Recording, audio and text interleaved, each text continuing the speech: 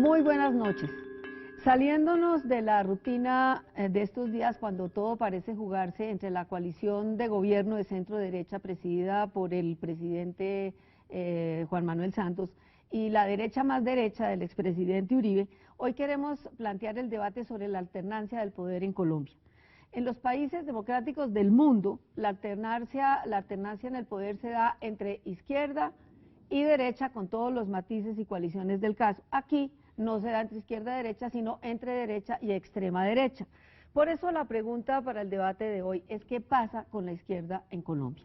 Para tratar de aportar las claves que contribuyan a resolver este interrogante, nos acompañan hoy Piedad Córdoba, ex senadora del Partido Liberal que representa el ala izquierda del partido y quien siempre está en el ojo del huracán por sus posiciones críticas y disidentes de la línea dominante del partido, y hoy de nuevo en la picota por una intervención pública en Miranda, Cauca. Carlos Vicente de Rú, abogado, concejal por el Movimiento Progresistas del alcalde Gustavo Petro, ex consejero presidencial de Derechos Humanos de los gobiernos Gaviria y Samper, juez durante 6 años de la Corte Interamericana de Derechos Humanos y quien coordinó el informe sobre la corrupción en la administración Moreno en colaboración con el hoy alcalde Gustavo Petro y el senador Carlos Avellaneda. Iván Cepeda, filósofo de formación, representante a la Cámara por el Polo Democrático, dirigente del Movimiento de Víctimas de Crímenes de Estado, e hijo de Manuel Cepeda, el dirigente de la Unión Patriótica, asesinado en 1994 en medio de la Guerra Sucia. Y como cada noche, el escritor y periodista Antonio Caballué. También, como es habitual, antes de abrir el debate, tenemos una breve nota preparada por el equipo periodístico de Las Claves, que hoy se centra en una entrevista con el historiador Jorge Orlando Melo. Los invito a verlo porque nos da un contexto que nos abre el debate. Colombia es el único país de Latinoamérica que no ha tenido nunca un presidente de izquierda, que no ha experimentado cambios sociales revolucionarios, populistas o radicales en su historia. Colombia es también el único país en donde la izquierda no ha superado nunca el umbral de 1/3 en las elecciones. Los mejores resultados los consiguieron el M19 en la constituyente del 91 con un 26%, o el candidato Carlos Gaviria con un 22% en las presidenciales de 2006, representando al Polo Democrático. Una razón de partida para esta debilidad de fondo, como señala el profesor Gómez Buendía, es que los líderes de izquierda o populistas han sido sistemáticamente asesinados.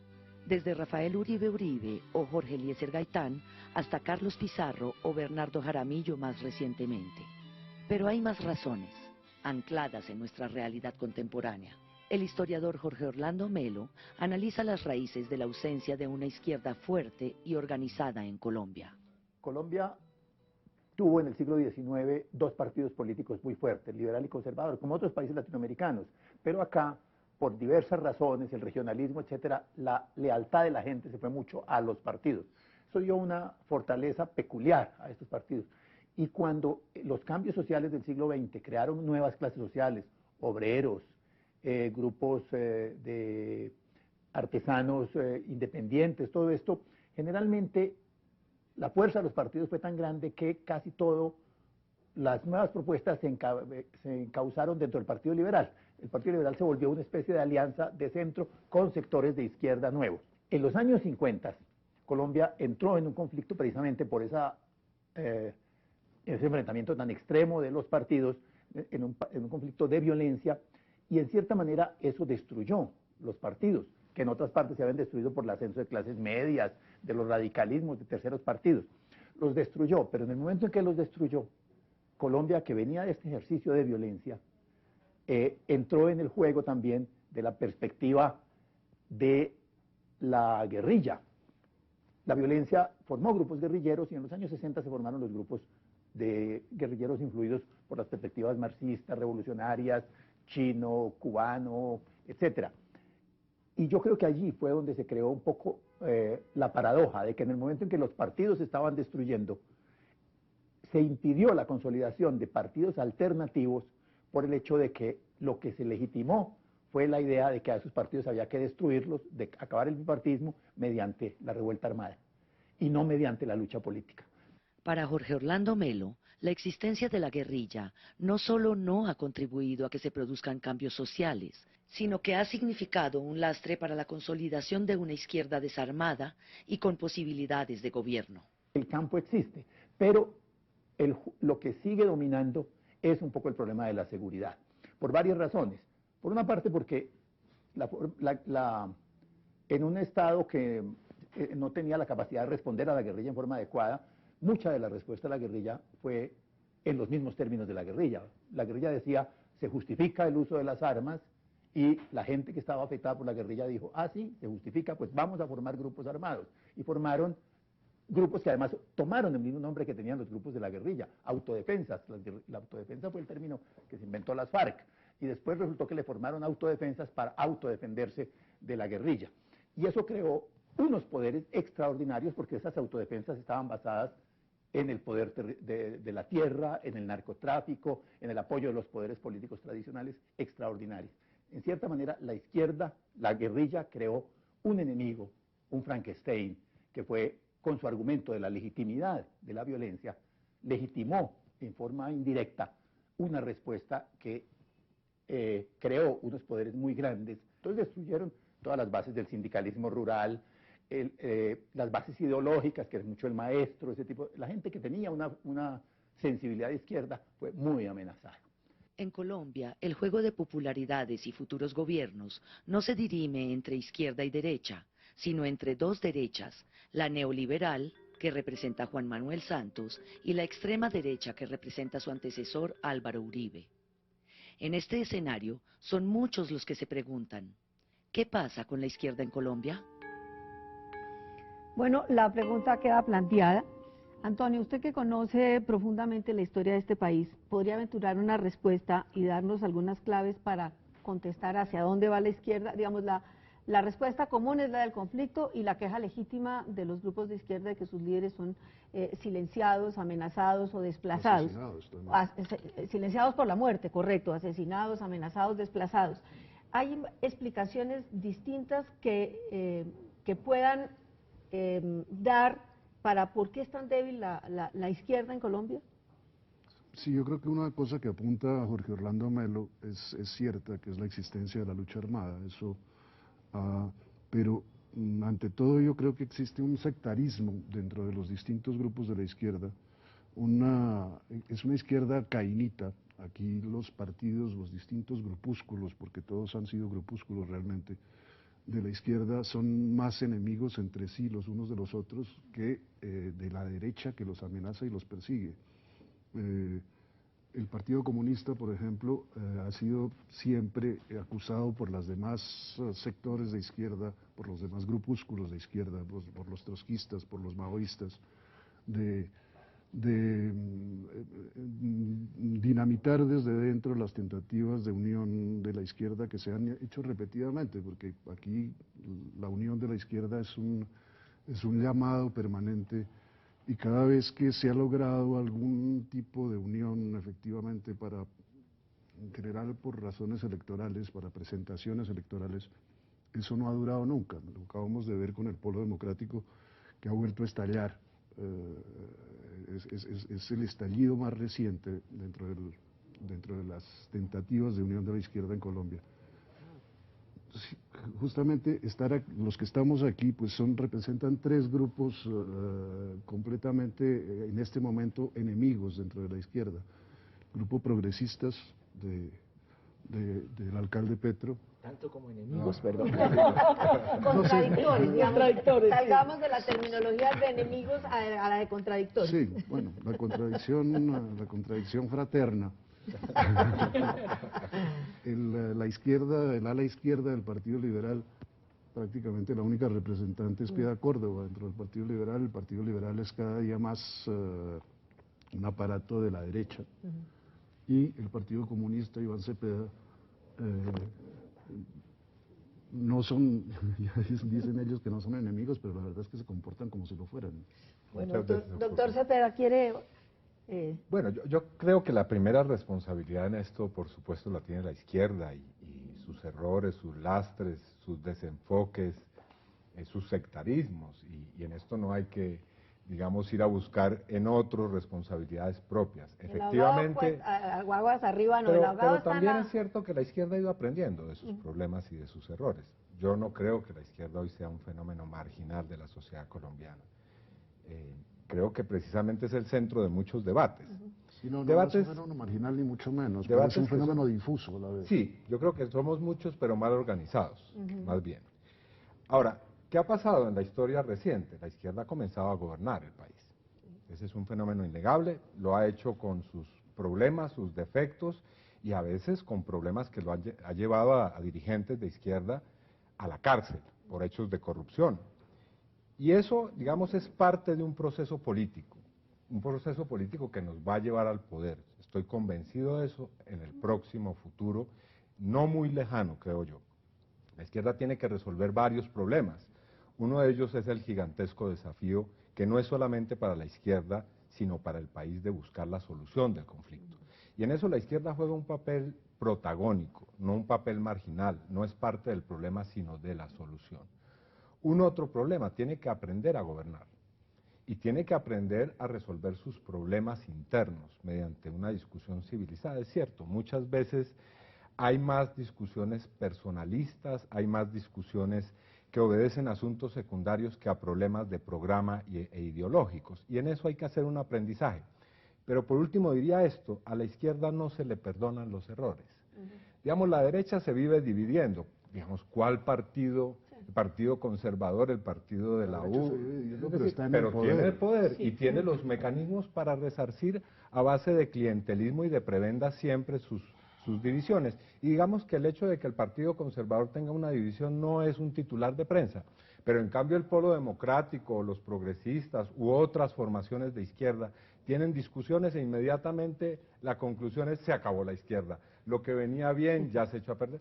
No, nosotros también estamos en medio de un debate político y en ese debate político tenemos nuestros problemas y yo creo que estamos aprendiendo a debatirlos transparentemente y de cara al país. Doctor Derru.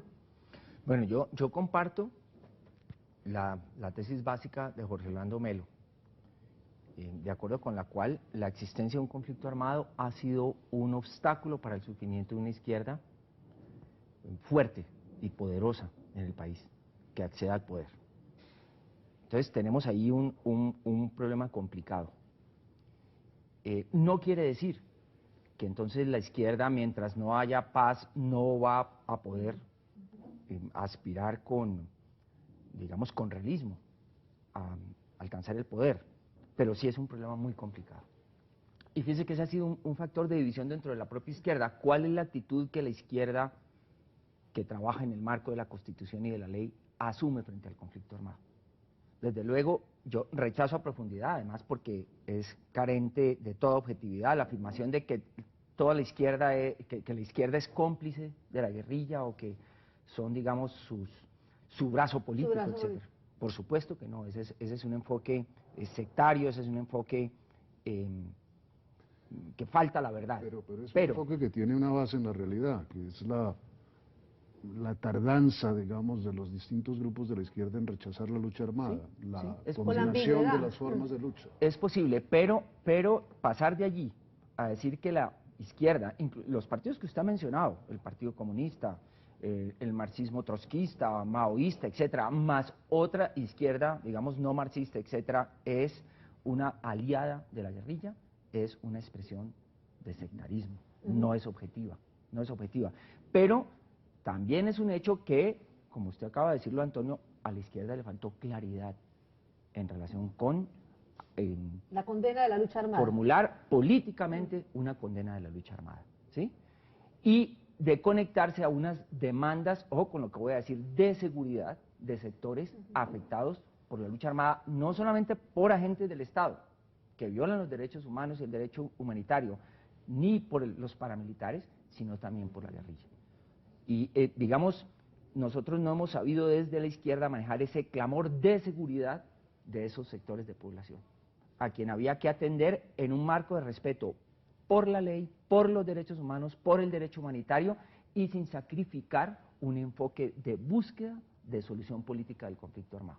Entonces, esa desconexión con, digamos, con ese clamor de seguridad Ha Ya conspirado uno no contra puede la decir, ya uno consolidación no puede de la- decir de seguridad democrática porque No, eso no, es no, otro eso enfoque, tiene otra connotación. pero esa demanda de seguridad frente a todos los actores armados de sectores de población, como que la izquierda no ha podido conectarse con eso y no ha logrado trabajar, digamos, ese tema que pues está ahí sobre la mesa de la vida del país. Doctora Arpeda, usted sigue en el Partido Liberal, pero es una voz en el desierto, digámoslo, porque usted representa la oposición. Además, un Partido Liberal que está dentro de la Internacional Socialista, pero que está en la Unidad Nacional, que es de derecha y que integra al Partido Conservador. ¿Cómo manejar como toda esa cantidad de contradicciones? ¿Y cómo ve usted el tema de la izquierda y hacia dónde va la izquierda en Colombia? A ver, yo creo que el Partido Liberal está perdido hace mucho rato. Y más es como el manejo de una franquicia, que es el nombre del Partido Liberal, que le permite en un momento determinado estar en cualquiera de las alianzas, inclusive muchos de los del mismo partido estuvieron en el gobierno de Uribe. Se fueron distanciando con el tiempo, pero participaron y en la discusión de los proyectos y todo eso. Creo que esto tiene, y en eso disiento un poco tanto de Iván como de Carlos, en el sentido de que, primero que todo, yo creo que la izquierda sola no es la responsable de que no pueda gobernar o de que no pueda llegar a unas alianzas o a unos acuerdos, porque aquí ha habido un establecimiento como tal que ha sido muy feroz y muy feraz con las organizaciones de izquierda, o con el pensamiento, o con las propuestas de izquierda. Y eso pues se remonta no solamente a lo que tenga que ver con la Unión Patriótica, sino también a las guerrillas liberales. Yo creo que esa es una discusión que uno tiene que volver a rememorar históricamente, y que dio cuenta de cómo en un momento determinado toda esa gente fue extrañada, fue sacada, y fue determinante para que se desaparecieran del juego político democrático. El hecho de pensar diferente le ha generado una matriz de opinión al país de que quienes estamos en contra, por ejemplo, de la guerra, entonces estamos a favor de las FARC. Y esa misma forma de pensar también ha permeado la misma izquierda. O sea, yo creo que la izquierda perdió, y en eso pues ni qué se diga del Partido Liberal, pero se me estaba olvidando algo que quería decir, y es que la izquierda empezó a gobernar a partir de la alianza de la izquierda liberal con el Lucho Garzón en su momento. O sea, fue una alianza definitiva que además tenía otro elemento ahí también, que es ANAPO. ANAPO es un elemento que no hay que olvidar. Sí, ANAPO se considera izquierda, se considera liberal, es de origen conservador, de origen rojaspinillista. Populista. A mí pues personalmente, con muchísimo respeto, no me parece bueno descalificar, pero creo que hacen unas alianzas electorales que les dan resultado. Nosotros en un momento determinado como izquierda del partido tenemos unos postulados claros, tenemos unas posturas definidas frente a la solución de la guerra, y yo creo que hemos sido muy tímidos en la izquierda, o algunos han sido muy tímidos en plantear de fondo que lo más importante es la solución del conflicto, cuando se sobreentiende que nosotros como fundamento o como voceros o como representantes de la izquierda, nuestra razón de ser tendría que ser esa, no solamente el hecho de no ser capaces de rechazar de manera abierta y contundente. Cuando nosotros estamos trabajando, acompañando la marcha patriótica, yo soy vocera de la marcha, pues entendemos que en las regiones hay unas expresiones populares muy sentidas frente a la guerra, y que además hay una cosa muy clara: ¿quién determina que el presupuesto del país se vaya en la guerra y no en la salud y no en la educación?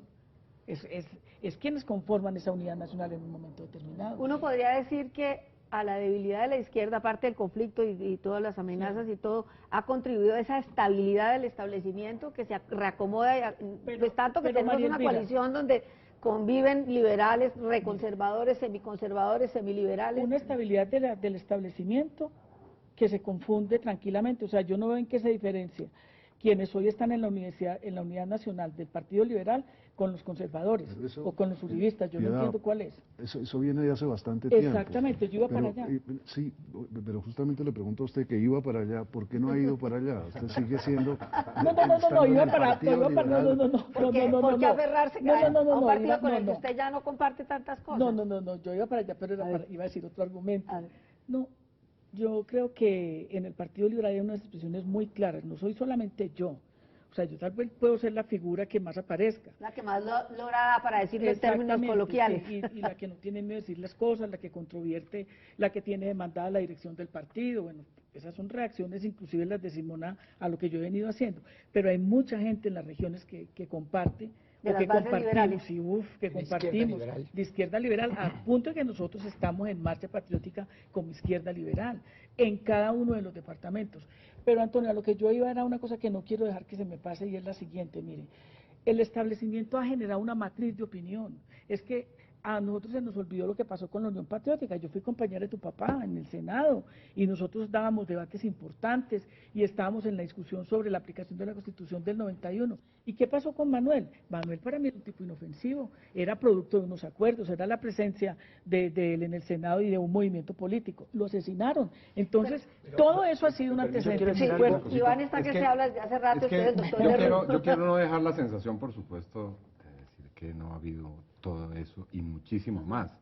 No, toda esa, digamos, lo que estoy diciendo es, nosotros no podemos rehuir nuestra responsabilidad. Y digamos que tenemos todos los elementos para explicarle a la opinión pública nuestros errores, nuestras deficiencias y darle la cara al país. Digamos que en eso, a mi modo de ver, no hay que apelar necesariamente a decir o a excusarnos con lo que ha ocurrido, pero por supuesto que ha ocurrido. Claro. Yo no comparto la tesis de Melo. No es que vino la guerrilla se portó mal y entonces surgieron los paramilitares. Esa idea es una idea absolutamente deleznable. En Colombia ha habido una política criminal desde el Estado para acabar con sectores de oposición, que se les endilga ser aliados de la guerrilla, a sabiendas que no lo son, o a sabiendas que están en unas circunstancias en las cuales es imposible tener que convivir con la guerra, por ejemplo. Mucha gente en el campo la matan porque simplemente le pidió un vaso de agua una cuadrilla de la guerrilla que iba pasando por allí. No, es decir, en Colombia hay una criminalidad de Estado y esa criminalidad de Estado está documentada y demostrada. Pero además hay otra cosa que es también muy importante y que se ve menos, y es que a muchos líderes de izquierda en la historia de este país los ha seducido el poder, ejercido de las formas más corruptas y, digamos, menos legales posibles, y han terminado del lado de todos estos partidos. Es decir, a quienes no han podido matar muchas veces sencillamente los han adaptado. Y esa es una constante, yo no necesito aquí dar ejemplos para mostrar eso. Y creo que además el establecimiento ha sido muy hábil, eso también coincido con Piedad, en mostrar cosas que no son como si lo fueran. Es decir, me refiero a lo último, la oposición de Santos es Uribe. ¿Qué tal semejante cuento? Entonces ahora resulta que quienes están rapiñando el poder son opositores y no quienes estamos planteando un modelo de sociedad distinta. No, Uribe no se ha opuesto a la reforma a la educación, creó la ley 100 y toda esta cosa de la salud. De la ley de víctimas y de restitución de tierras y sus pero su razón de oposición es muy distinta a la... No, estoy de acuerdo, son justicia oposiciones distintas. se opuso porque, digamos, en última instancia se dio cuenta de lo que venía. Pero realmente detrás de la reforma a la justicia están quienes son sus amigos desde la cárcel La Picota.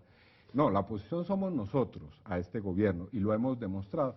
Ellos están peleando porque obviamente ahí hay algunas cuotas burocráticas y problemas del poder que los tienen en este momento enfrentados y no son enfrentamientos menores, por supuesto. Bueno, pero yo quisiera hacer un comentario. Es que me están diciendo que corto, les hacemos el breve corte y reiniciamos el debate, ¿les parece? Volvemos entonces en unos minutos.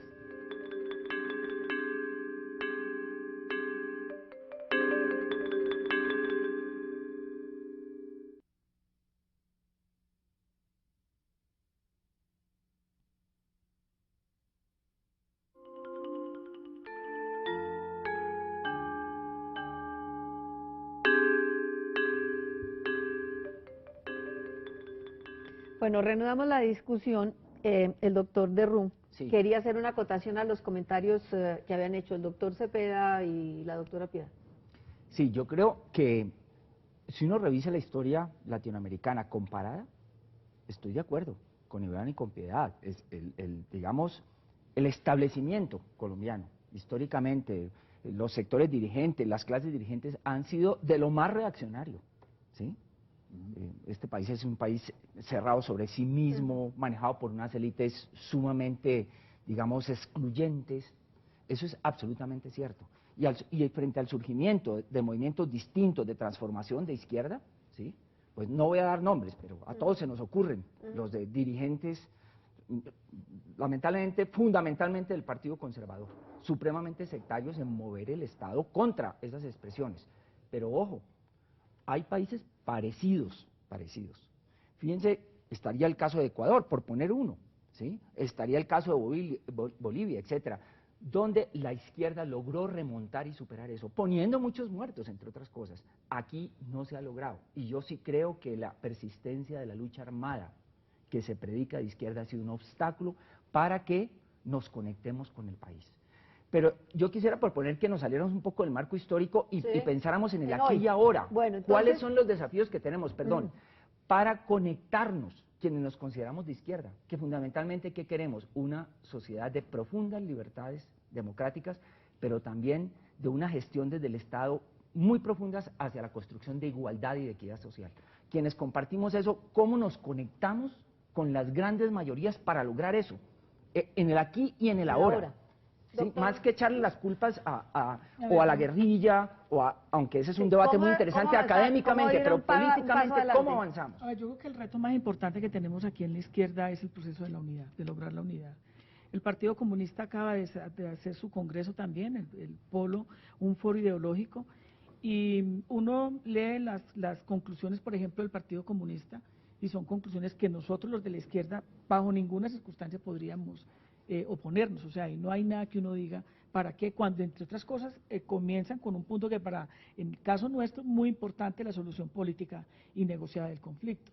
Y cuando uno lee también lo del Polo, pues obviamente encuentra similitudes. Yo creo cuando uno que lee las cosas encuentra similitudes, pero después en la práctica Pero yo creo que la tarea, Antonio José, es muy difícil, pero hay que hacerlo. O sea, nosotros tenemos que ser capaces, porque ahí sí entro yo a coincidir con el argumento de Iván. O sea, nosotros también tenemos responsabilidad en las enormes debilidades que tiene este sistema democrático, si es que se puede decir así, por la dispersión, porque muchos de la izquierda se creen de mejor familia que otros lo único que hacen es debates intelectuales, pero no saben ni qué pasa en el Cauca, ni qué pasa en el Putumayo, ni qué está pasando en Cacarica, ni qué está pasando en el Huila, nada de eso en absoluto. Entonces yo sí creo que la tarea de la unidad es como en Cuba, la tarea de Cuba es el relevo generacional, cómo construimos nosotros confianza, cómo creemos que sobre la base de un discurso donde seguramente tenemos diferencias, donde no significa que nos despojemos de lo que representamos, de lo que somos capaces de construir una plataforma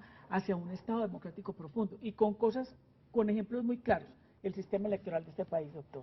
Le dejo ahí, le paso la pelota. Bueno, no, yo creo que estamos en un aprendizaje que, pues, tiene varios momentos. Uno de ellos se logró en el 2005. La izquierda ha marcado una clara diferencia con las formas armadas de ejercicio de la rebeldía. Y creo que ese deslinde ha sido muy claramente señalado. El Polo Democrático en su ideario de unidad lo dejó muy claramente consignado. Pero también dejó consignado muy claramente que entiende las raíces sociológicas e históricas de ese conflicto y que va a hacer lo necesario para buscar una solución política de ese conflicto. Y mientras no se llega a esa solución, hay que hacer acuerdos humanitarios y buscar que la guerra sea lo menos lesiva y dañina posible, aunque esto suene una cosa un poco cínica, pero es la realidad. Hay que estar con las comunidades que están padeciendo la violencia en las zonas de conflicto. Pero además muchas cosas. Yo creo que es necesario al mismo tiempo hacer una operación que puede ser contradictoria. Uno es que no podemos olvidar el país rural. Hay que estar en donde se está en este momento definiendo la suerte del despojo de tierras, de los grandes proyectos mineros, etcétera. Hay que estar con esas poblaciones, pero al mismo tiempo hay que aprender a hablarle a las urbes y a otros sectores poblacionales con los que la izquierda tradicionalmente pues los ha visto más como sus enemigos de clase que como eventuales interlocutores digamos, en procesos y en proyectos políticos. Y yo creo que el movimiento de indignación universal que está surgiendo, que tiene expresiones urbanas muy importantes, estas masas de personas indignadas que salen a las calles porque se conectan a las redes sociales y que protestan por las instituciones políticas, por la crisis financiera, por la crisis global, que hoy se hace muy compleja por distintos factores. Bueno, ahí hay un espacio en el cual la izquierda no solamente debe estar presente, sino que ya lo está. La protesta que hubo en Colombia con relación a la reforma a la educación y con relación a la reforma a la justicia, Sí, allí estuvo la izquierda. Perdón, Quiero señalar la eso. reforma a la justicia, yo no creo que la izquierda estuviera mucho ahí. La reforma a la educación sí, pero eso después se paró y se olvidó. Es decir, la izquierda parece como si actuara de manera Episódicamente. Pero yo corregiría eso, Antonio, porque efectivamente quienes estuvieron con las coaliciones que alertaron sobre lo que venía eran los parlamentarios. En esto le asigno mucha importancia al doctor Germán Navas Talero desde el comienzo. En 8 debates que tuvo esa reforma en el Congreso, no nos cansamos de hacer audiencias y de hablar con la gente, de denunciar. Es posible que nosotros a veces no reclamemos suficientemente lo que hacemos. Y con relación a la reforma educativa ha continuado un proceso ahí de interlocución que el gobierno quiere zanjar a través de decretos. No tienen los medios, eso es cierto, pero ¿por qué es así? ¿Por qué los medios periodísticos de la izquierda nunca han sido capaces de consolidarse? Es decir, porque cada uno de los grupos ha querido tener su propio medio, es decir, por el faccionalismo. No solamente por eso, sino por los costos. Los costos de tener un medio son altos. ¿Quién nos va a financiar a nosotros? Claro. Si yo mañana voy y digo, yo quiero que me ayuden para poner un programa como Hora 20, pues mejor dicho, el tipo que yo le diga eso se suicida primero. Pero una pregunta sobre el aquí y el ahora. Bogotá. Tú haces la referencia al país rural importantísima, que digamos los izquierdistas urbanos tendemos, digamos, a desatender. Y recibo la crítica de Piedad cuando dice, bueno, trabajos ahí, carreta de ciudades y el país rural incendiándose, pero está también Bogotá. ¿Qué ocurriría en el aquí y ahora de la izquierda en relación con un gobierno como el de Petro? Pero esa es la ¿Qué hacer en pregunta que relación con debe respondernos Carlos Pero Vicente. yo creo que no hay que plantear las cosas en compartimentos estanques. No. Primero porque la discusión en los sectores rurales tiene que ver con la minería a cielo abierto, que es no solamente con los megaproyectos, también tiene que ver con el tema de la tierra como tal, de la ocupación de la tierra. Es decir, por ejemplo, el tema del río Ranchería en La Guajira, eso no son problemas de los de La Guajira, eso es un problema nacional. Y entonces, en la medida en que esos recursos están empeñados en que el agua ya no nos pertenece, que no la podemos ni manejar, ese es un problema que se traslada al urbano, tiene que ver con el tema de servicios públicos domiciliarios. Ahora, yo personalmente, como una persona de la izquierda, yo en la izquierda no reconozco enemigos. Yo creo que la contradicción no está ahí. Bueno, entonces les planteo para que salgamos hacia adelante. ¿Es posible la unidad de la izquierda que está fracturada y que aún se fractura más con la aparición de la Marcha Democrática? Y si es posible, ¿cuál sería ese factor? ¿O habría el riesgo de reeditar lo que le pasó al Polo, que meten en el mismo saco una izquierda ortodoxa, tradicional, que está en unas discusiones un poco pasadas de moda, y una izquierda más de centro, si eso se puede decir? ¿Y a qué sectores de centro podríamos acercar? En un Exactamente. bloque que pueda, de una manera, digamos, viable, alcanzar el poder. ¿A qué sectores de centro? A ver, pero yo antes quiero contestarle algo a Antonio, y es lo siguiente. El tema de la reforma educativa ha seguido. La Mesa Nacional Estudiantil tiene una dinámica, y además es una dinámica semanal de discusiones. Ya inclusive elaboraron el proyecto de ley que se contrapone a la reforma a la Ley 30 de manera consensuada y discutida, muy interesante además, y con una dinámica y una pedagogía digna de quienes hemos estado en el Congreso. Primero. Segundo, yo creo que nosotros tenemos que hacer un gran esfuerzo, primero por generar confianza entre nosotros mismos. Una de las cosas de la izquierda contra la marcha patriótica es que nosotros somos de las FARC. O sea, yo por ejemplo estaba en Villavicencio en estos días, en Antioquia, en el Huila, donde acompañé a los campesinos. Yo no sé si fue que nos oyeron ese discurso y lo estuvimos negociando. Y nosotros no tenemos nada que ver con las FARC. Nosotros no estamos en ninguna reunión de esas con las FARC. Y la misma izquierda es la que nos señala. O sea, y eso es el plato servido para que todo el establecimiento diga, no, pero si eso lo dicen fulanos y lo dicen sutanos es porque está desde la izquierda. Yo creo que aquí hay un debate fundamental sobre la democracia, un debate sobre las libertades públicas, un debate sobre la libertad de expresión y opinión. Tiene que ver con el afán de ese establecimiento de que no se exprese, de que no se conozca. Y de que la izquierda en eso, yo sí creo, Iván, y en eso tenemos que ser nosotros supremamente serios y responsables frente a la gente. Nosotros no nos podemos dar el lujo de la división. Bueno, por Nosotros eso no nos volvamos, podemos dar el lujo. volvamos a la Pero es pregunta. justamente el lujo Eso, que se dan exactamente. incesantemente. Y además yo lo plantearía, Pero digamos, hay que con miras enfrentarlo. al 2014, a las elecciones del 2014. La izquierda registra, por ejemplo, en la última encuesta de Cifras y Consenso, un 28%, está entre los niveles del 30%. La derecha está dividida y se van a enfrentar al candidato ungido por el presidente Uribe y seguramente al presidente Santos, que buscará la reelección. ¿Hay alguna posibilidad de unión de la izquierda para presentar un candidato? ¿Cuál sería ese factor de unión? ¿O la izquierda va a ir también dividida y va a desperdiciar una oportunidad, digamos, que no está tampoco tan servida, porque finalmente el presidente Santos tiene el sartén por el banco, pero hay una posibilidad de construir un proyecto para llegar con ese 28%, para conquistar votos de opinión, para desradicalizar? Eso clamamos muchos sectores de la izquierda y es necesario dialogar. Yo creo que es necesario dialogar sin prejuicios.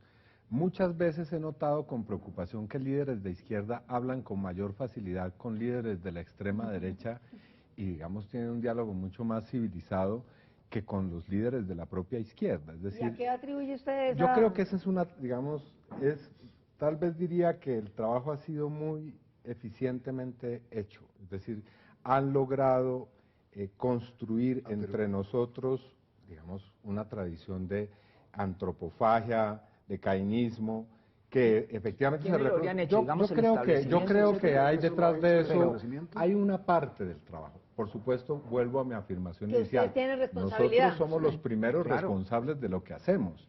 Y hay muchas taras en eso.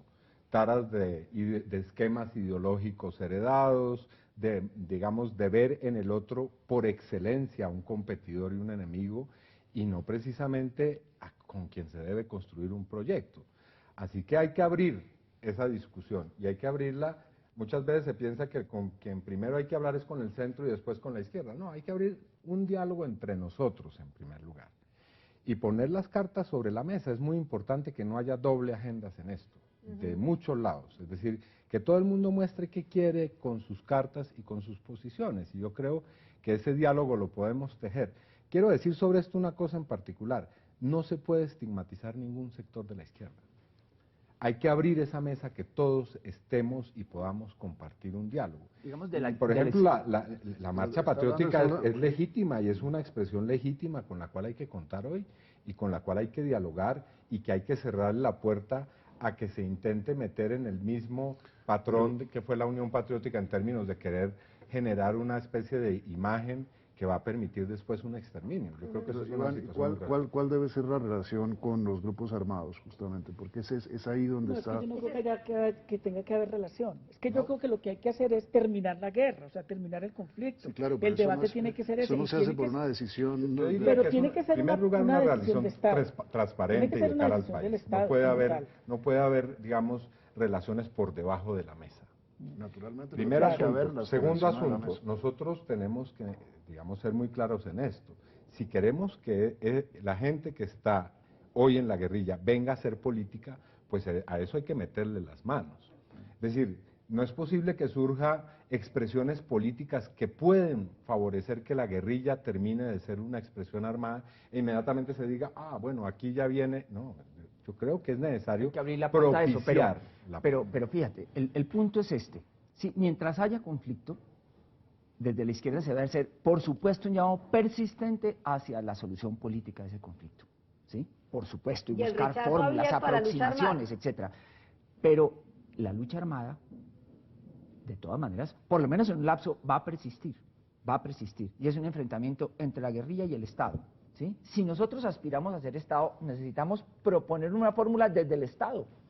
Sí, pero en La eso fórmula sí no puede tenemos que decir dejar de deslindarnos muy combatir, claramente. no dejaremos de combatir a la guerrilla. Entonces, nosotros- ¿cómo manejamos ese Sí, tema? bueno, pero el ¿Cómo énfasis es que no manejamos puede ese haber tema? unas zonas de consolidación como política de exactamente. izquierda. Nosotros no vamos a asumir ese esquema de coger a la población como carne de cañón en medio del conflicto Tiene armado. razón. Nosotros Tiene creemos razón. que mientras haya conflicto tiene que haber una política humanitaria consecuente.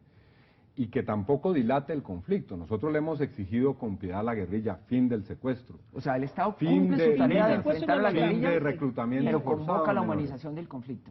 Sí, yo creo que esa es una vía, no Digamos, es la ese solución, sería el pero es una primer vía. paso. Yo voy más allá. Yo creo que a la gente, a la opinión pública del país y en general, porque a mí me parece que hay que trascender hacia sectores que están muy aporreados con la política neoliberal. Bueno, y cuando digo política neoliberal, el sistema financiero, el sistema crediticio, el tema de la vivienda, el tema de la educación, el tema de la salud, es que eso no es en género, eso es específicamente. Yo creo que hay un sector al que nosotros no le llegamos, eso es claro, y es la clase media de este país.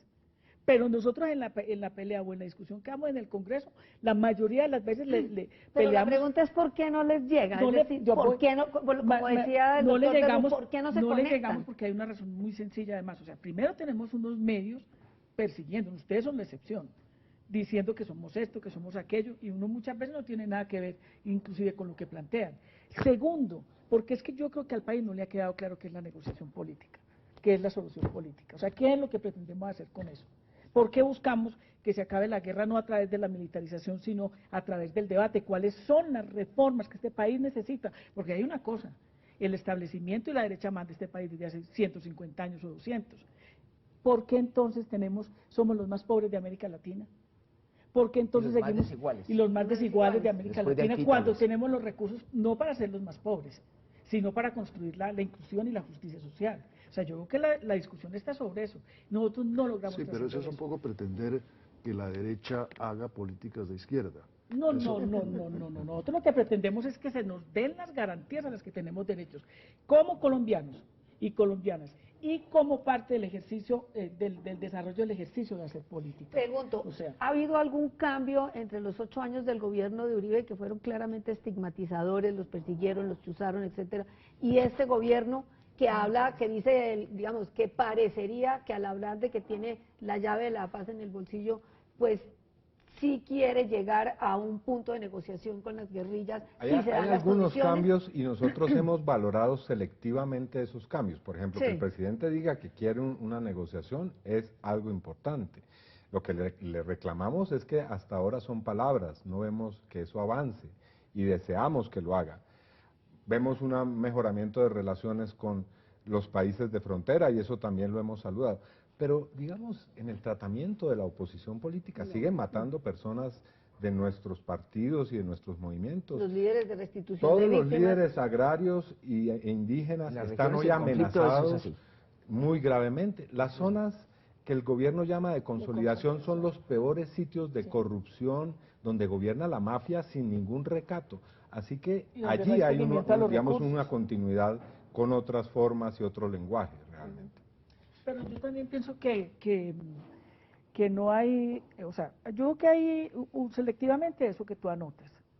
Yo sí creo, y estoy muy apostándole a eso, porque yo sí me aparto en algunas cosas, yo creo que a la guerrilla, a la insurgencia, tanto del ELN como de las FARC, hay que buscar que realmente, y esa es una tarea de nosotros, que se meta en un proceso y que podamos salir de ese proceso, no que sea un proceso para dentro de 30 años, no, ni tampoco una paz express, pero sí que ya realmente hayan unos mínimos en los que podamos avanzar. Y sobre todo, yo sí creo que el gobierno, a pesar de toda la persecución de Santos contra nosotros, porque las expresiones, por ejemplo, la autoproclamada lideresa de la marcha patriótica se acuesta en la misma cama con el señor Gómez, pues eso no tiene ninguna, por el simple hecho de que esté a favor de la revocatoria del Congreso. Eso no quiere decir que coincidamos, ni tampoco una constituyente que pueda ser producto de una discusión política va a coincidir Con la constituyente que pretende el uribismo. para absolutamente nada. Entonces la gente en la calle mismo lo insulta a uno, es que, sí, vean, no sé qué, no sé cuántas. Pero eso no logra ese discurso. Yo sí creo fervientemente, y en eso nosotros en Colombianos y Colombianas por la Paz, en la misma marcha patriótica es el centro del debate, que puede haber un acuerdo con el gobierno de Santos. ¿A qué costo le va a salir a él? Él tiene la responsabilidad de desmarcar el lenguaje. Un acuerdo de paz. Un acuerdo de paz con la insurgencia de las FARC y con la insurgencia del ELN, y seguramente con grupos que queden por ahí, no sé. Si no hay sé tiempo cuáles. para, si hay tiempo Pero, hombre, para fraguar. es que yo creo que no hay Sí, que el horizonte pensar, no es de 2 es que horas, es de que 2 años, de 8, exactamente, es de 6, es que ahorita. exactamente, y puede ser que el presidente esté pensando no en reelegirse, sino que plantee la discusión de ampliar 2 años más el periodo. Puede pasar eso, ¿Cuál es la postura de la izquierda? Ah, no, porque entonces no podemos estar en las elecciones. ¿Qué es lo que se va a discutir ahí? ¿Qué es lo que nosotros podemos lograr? Yo sí creo que la paz, o sea, la paz no, los elementos, los rudimentos, la estructura, la ingeniería de la paz se puede construir con el gobierno de Santos, porque es que no lo vamos a construir precisamente entre nosotros solos. Y esa es la gracia No, de es ser que español. No, pero justamente la paz se hace con quienes Todos. están en la guerra. Exactamente. Sí, pero, Y- pero tiene que haber ambiente Pero entonces hay una, social, digamos. hay una digresión que es la siguiente. No solamente la guerrilla tiene cosas para decir en el tema de la paz.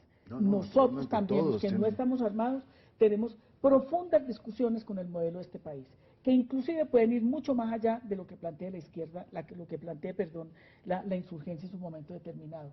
O sea, que la paz no va a ser entre el gobierno y la insurgencia, y nosotros ahí como en un partido eterno. No, ahí entra un tercer actor que son los movimientos sociales. Incluso, por ejemplo, el Que tienen un norte, rechazo total a la insurgencia. O sea, si usted habla con, ahorita va al Putumayo, a la perla amazónica, y se reúne con la gente, usted va a encontrar que la gente no quiere saber. Lo mismo que está pasando en el Cauca está pasando en el Putumayo.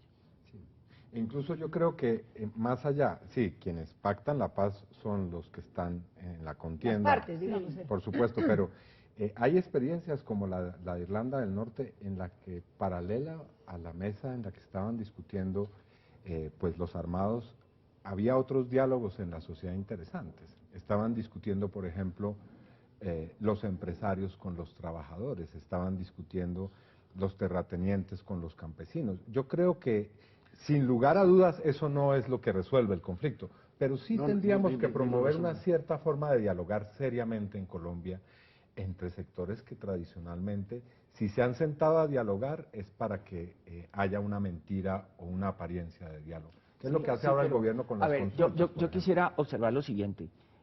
El ideal es el camino que ustedes plantean, ¿sí?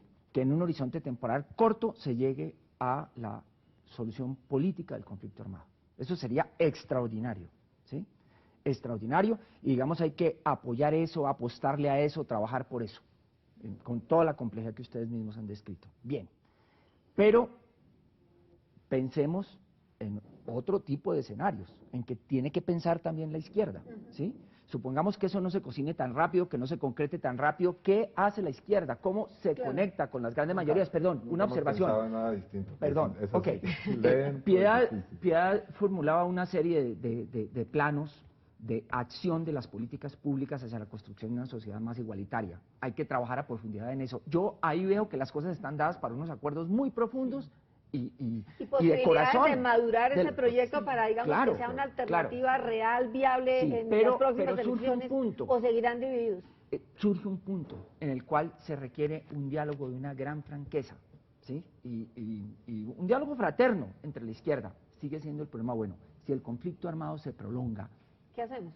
¿qué hacemos? Nosotros no somos unos incapaces. Si, porque es si que el nosotros no conflicto somos armado se capaces de prolonga, ¿qué Yo hacemos? creo que hay Nosotros que romper con esa Oye, dicotomía de que sí, primero los cambios y después la paz, o primero las paz y después los cambios, porque hay dos, digamos, dos vertientes de izquierda que así han planteado la cosa. Primero tiene que hacerse la solución del conflicto armado para que puedan transformarse que no las diga cosas. es el O al modelo de la- contrario, la primero hay que revolución hacer por las contrato, grandes como decía transformaciones estructurales para que se llegue a la paz. No, aquí hay que pensar simultáneamente las cosas. Y yo soy de quienes piensa que es prioritaria la solución política, que a eso hay que meterle muchos esfuerzos y sustanciales, pero obviamente eso no se va a dar de la noche a la mañana, y yo creo que la izquierda sí tiene propuestas frente a las grandes políticas y a las instituciones del Estado. Nosotros, por ejemplo, frente a la reforma a la justicia, hemos planteado cosas concretas. Hemos dicho cómo debiera funcionar ciertas instancias del Poder Judicial. Hemos propuesto tenemos muchas una mesa de propuestas, y concertación. ahí nos ponemos de acuerdo donde rápido. podemos decirle Pero ¿cuál sería cualquier nuestra clase política de cosas. seguridad? Es mi gran pregunta. ¿Cuál sería, si Yo se creo que da el el orden escenario? público no puede ser el comienzo de una política de seguridad. La política de seguridad debe entonces la de seguridad debe partir de ciudadana, que el ¿dónde queda? Estado le garantiza a los ciudadanos los derechos esenciales, a través de una presencia integral, como lo hemos dicho muchas veces, del Estado en muchos territorios. ¿Cómo sería importante, y en esto yo respaldé la propuesta que hizo Mocus en las pasadas elecciones, que en cada municipio de este país hubiera un tribunal de justicia y una delegación de la Fiscalía General de la Nación? Eso no resuelve todos los problemas, pero por lo menos podría generar una respuesta distinta a que cada contradicción entre los ciudadanos termine siendo resuelta por la vía de las armas y del autoritarismo. U otras formas, es decir, es necesario que el presupuesto general de la nación se invierta de una manera totalmente distinta. En fin, tendríamos que discutir, yo creo que todo eso está claro en nuestros programas, en nuestras políticas. Yo le planteo una cosa que tiene que ver con lo que no sé si es que ellos no quieren tocar o no se viene al tema. Primero, Antonio, le respondo lo del Partido Liberal. Yo aspiro a ir a un debate dentro del Partido Liberal donde yo pueda ser escuchada, plantear las tesis y obviamente que no con la trastienda que hacen para que a uno lo aplasten, sino con la posibilidad del debate libre y tranquilo. Y si no se da, tranquilos, adiós, nos vimos, yo me voy a donde yo me siento bien, en la marcha, en la izquierda, porque es precisamente la necesidad de los cambios y no de los privilegios de los que manejan una franquicia que se llama Partido Liberal. Y segundo, a mí me parece que una de las posibilidades sobre las cuales nosotros podríamos trabajar, porque eso se refleja en elecciones, eso no se refleja simplemente en carreta. ¿Por qué nosotros no pensamos en unas listas conjuntas? Esa es la pregunta. Donde nosotros podamos decir, vamos por el 30, que es la masa crítica del Congreso, donde podemos nosotros decir que podemos lograr las reformas y las transformaciones. Nosotros tenemos que ser capaces de eso. Y hay fórmulas muy fáciles, los que son parlamentarios, pues listo, encabezan o lo que sea. Segundo, pongámonos de acuerdo todos en cómo somos capaces en una consulta, que debe ser en una consulta, para escoger un candidato de la izquierda o candidata de la izquierda. Posibilidades reales de que eso se cristalice, porque es que, por ejemplo, en el caso del Polo se torpedearon a sí mismos por la desmarcación tardía frente a la corrupción de la administración Moreno, porque hubo sectores dentro del Polo que no fueron, como decía el doctor Derrú, ni suficientemente vehementes, ni suficientemente oportunos para rechazar de plano la lucha armada. Solamente hubo un silencio complaciente. Eso se dijo en la conferencia. Con la administración Moreno. Con la administración Moreno, y los principales líderes del partido guardaron silencio en un momento que no debían hacerlo. En eso Iván fue muy claro dentro del Polo. Y es más, se dijo que el principio de presunción de inocencia era una especie de obstáculo para discutir cosas que había que discutir. Políticas. Pero bueno. Es que eran decisiones políticas, no judiciales, las judiciales No, iban por el aparato de muchas justicia, de ellas, correcto. pero bueno, y más allá de ese asunto, hoy todos los líderes y las mujeres líderes de izquierda han manifestado que tienen disposición de entrar en un diálogo. Y yo creo que no hay que cerrar los espacios para eso, hay que llamar a todo el mundo, sentarse y de una manera tranquila y muy transparente poner las cartas sobre la mesa. Y hasta dónde nos podemos poner de acuerdo en una cosa más estratégica o más puntual, y nos ponemos de acuerdo en lo que podemos ponernos de acuerdo. Lo otro lo seguimos haciendo como lo estamos haciendo ahora. Piedad acaba de decir una cosa concreta, listas. Es decir, porque las conversaciones sobre el alfa y el omega. No, y sobre todo sobre programas de gobierno cuando se llegue al poder, eso no tiene mucho sentido. Y sin acabar. Pero listas, como propone Piedad. Y candidatura presidencial. Y candidatura Yo presidencial. pregunté hace rato y nadie me ha contestado. No, por eso tiene que ser, primero yo creo que es plantear las cosas como son. O sea, yo creo que en este momento partir de la base de que todos estamos en la izquierda por la solución política, que ese es el punto de partida para nuestro debate. Y segundo, yo creo que a partir de ahí hay unos mínimos en los cuales nos ponemos de acuerdo, pero yo creo que si no estamos, mire, si nosotros no vamos juntos en unas listas, bueno, yo no, porque yo tengo 40 años de inhabilidad, pero si la izquierda no va junta en una lista, si la izquierda no va en una lista conjunta, nosotros somos una peluquería mal barrida, eso es bueno, por allí, otro por allí, otro por acá, eso no tiene sentido. Tenemos que concluir el debate y queda, pero queda abierta la pregunta. ¿Puede la izquierda y tiene voluntad política la izquierda de llegar unida a las elecciones de 2014? Y si hay un cambio. Cerremos el programa con esta pregunta. La doctora Piedad dice que sí, el doctor Derrú. Sí, con unos diálogos muy francos donde todo se ponga sobre la mesa, todas las contradicciones. Sí, sin duda. Y el escéptico por naturaleza. No, yo digo que habrá que esperar a ver, efectivamente, la izquierda solo se pone de acuerdo en el último momento. Vamos a ver en la puerta del horno. Pero aquí ustedes no están considerando un elemento. Piedad, usted me está haciendo que me la regañen. Desgraciadamente se nos termina. Bueno. Podríamos seguir horas y horas en esta discusión. Les agradecemos habernos acompañado. Les digo, el próximo martes no estaremos con ustedes porque es día festivo, pero esperamos contar con su participación y con su audiencia dentro de 15 días a la misma hora, a las 8:30. Sugerencias, posibilidades de mejoras, preguntas, sugerencias de tema a la dirección que aparece en la pantalla. Buenas noches y muchas gracias.